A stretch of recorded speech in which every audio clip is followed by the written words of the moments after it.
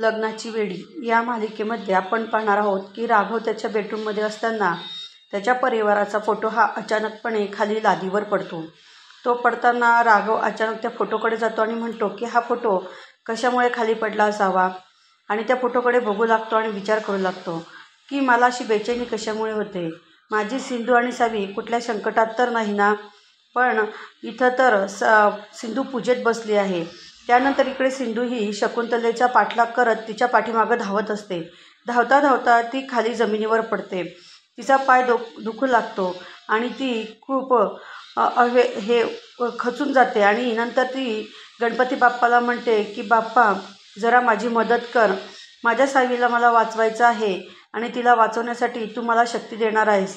ही एका आईची हाक आहे आणि ती तुला पूर्ण करायची आहे. असं म्हणून ती बाप्पाला हात जोडते आणि त्या ठिकाणून पळू लागते. ती ज्या ठिकाणी शकुंतलाबाई असते त्या ठिकाणी पळत पळत जाण्याचा प्रयत्न करते. इकडे राघव हा फोटोकडे बघून विचार करत असतो की सिंधू तर पूजेमध्ये बसलेली आहे, मग माझ्या मनात बेचैनी कशामुळे होत आहे.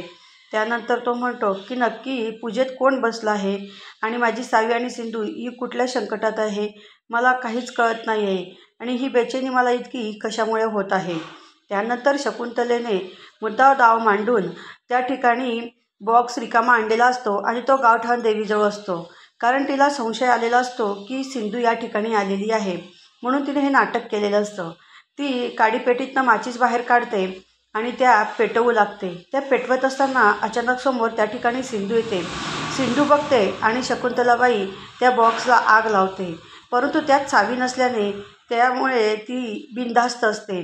ती समोर गेल्यानंतर शकुंतलाबाई म्हणते की आता हा लपंडावचा डावपेच पूर्ण झाला आहे. मला कधीच माहिती होतं की तू कृष्णा नसून सिंधू आहे, पण मधुराणी हे ऐकायला तयार नाहीत.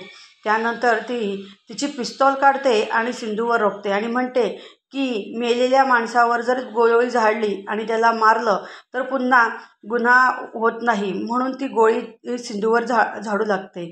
त्या झाडण्याच्या इच्छेत आयुष त्याच्या आईच्या हातावरती जोरात काठी मारतो.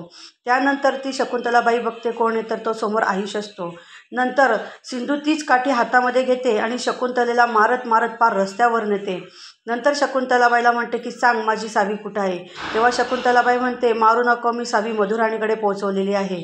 त्यानंतर आता सिंधू ही शकुंतलेला मारत मारत रत्नापारखेंच्या घरामध्ये नेणार आणि मधुराणीचं सत्य हे सर्वांसमोर आणणार. असे भाग पाहण्यासाठी आमच्या चॅनलला लाईक करा, शेअर करा आणि सबस्क्राईब करा.